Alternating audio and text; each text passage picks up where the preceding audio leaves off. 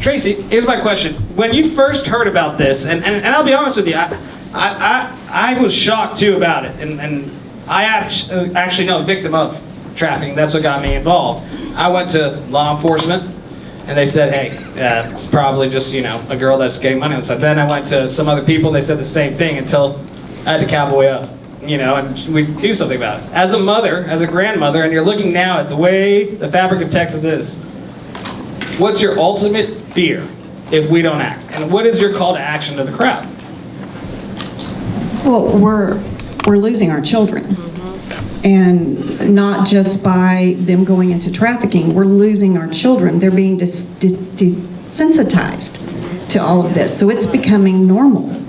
And I know that sounds scary, but, and I have to say, I'm not fearful because I'm a person of faith. And so I feel like, first of all, I want to encourage you for a call to action to pray.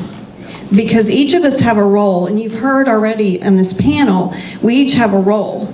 And I'm a volunteer.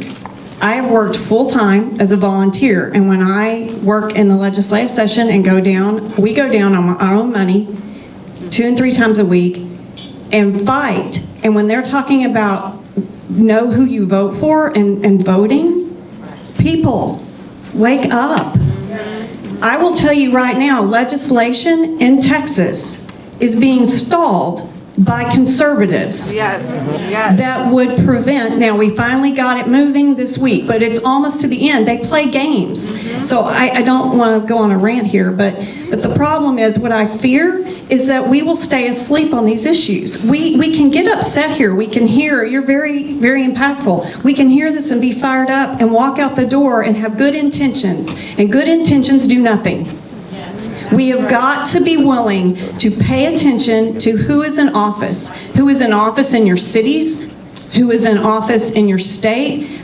Federal, quite frankly, they affect us. We see it at the border, but what can we be doing? None of us want to sit around and wait for them to fix it. That's right. And as parents, even if you're not parents, these children need us. Our future needs us. Because what they are trying to normalize will destroy this nation. And that's the point. Yep. So right now, while you have legislators who had the opportunity to vote to add pornography, they were voting on an amendment yesterday in the budget a couple of days ago, and this was on adding a study about pornography being an addiction. Yep. Republicans are the ones that bailed so that didn't happen. And these are people who go back to office over and over. So if you don't know who your guy is or gal is, and you're not engaged and you're not paying attention to what they're voting for, it's on us. Yes. And that's what I fear. I fear we'll talk about it, we'll get fired up about it, but we won't put the work into it. And if we can do this as volunteers, as we can do it in a role that you're called to serve in and work, we are the only reason this will change, and I believe God. I mean, clearly our foundation is driven by that. Amen. Thank you. Yeah. Raise your hand if you know who your state house rep is. Raise your hand. State house rep. Raise your hand. Raise your hand if you know who your state senator is.